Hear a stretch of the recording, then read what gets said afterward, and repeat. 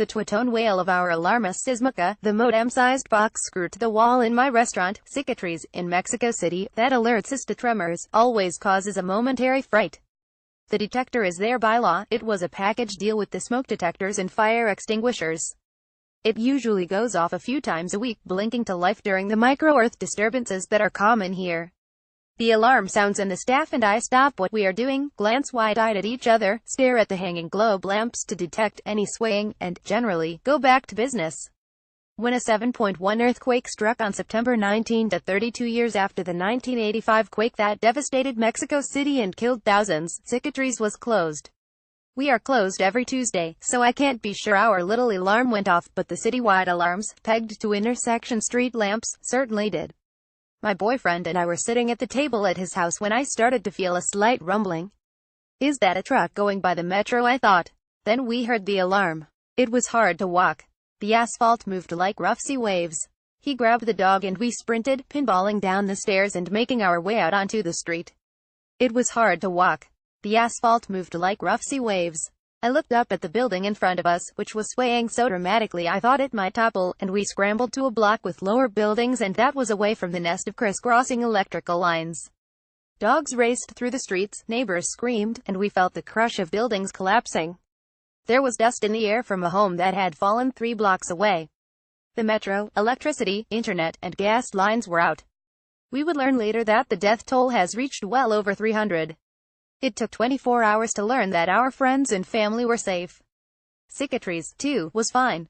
But Colonia Juarez, where the restaurant is located, was one of the hardest hit neighborhoods, next to Roma and Condesa.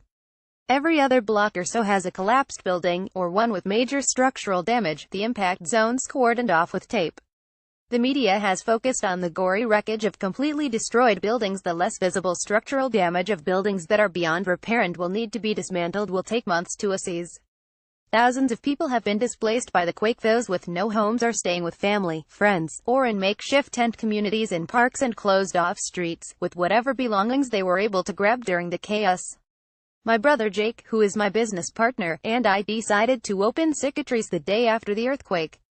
It was less a business decision and more a rote motion. The restaurant is only 7 months old and it's where we spent nearly all of our waking hours. We came to the restaurant to regroup, to assess damage, nothing more than a couple broken bottles, and to figure out how we could help. We buy customers cups of coffee and extra mezcal. We listen. A couple of employees showed up Wednesday morning. More were out in the field at rescue sites and centros de acopio, which provide basic services and goods to those in need. We gathered dry goods from the restaurant, cans of tuna and tomato, peanut butter, sugar, salt, flour, and whatever cooked food we had on hand, and brought it to a donation center. The quake was a call to action. It seemed as though the entire city stopped what it was doing to rush to fallen buildings and to volunteer, dig, organize, cook, lift, console, help, assess, support, direct, and solve the immediate needs of the crisis. Volunteers stood shoulder to shoulder, shuttling donations to the needy and whisking rubble away. I have never seen such a concerted effort of strangers helping strangers, joined in rescue. From what I've seen, this effort is almost entirely civilian. The government and its aid organizations seem to be absent. An eerie quiet descended on the city the following week that remains today. Though the immediate danger has passed, you can still turn a corner and walk back into total destruction. Stress permeates the air. People aren't sleeping, and they carry the weight of tragedy on their faces. As a neighborhood restaurant, most of our clients live close by, sometimes visiting 2 or 3 times a day, so we want to be open as a site of reunion, to provide a snip of normalcy in an unstable time. We buy customers cups of coffee and extra mezcal. We listen. Not surprisingly, the specter of tragedy dominates the conversation.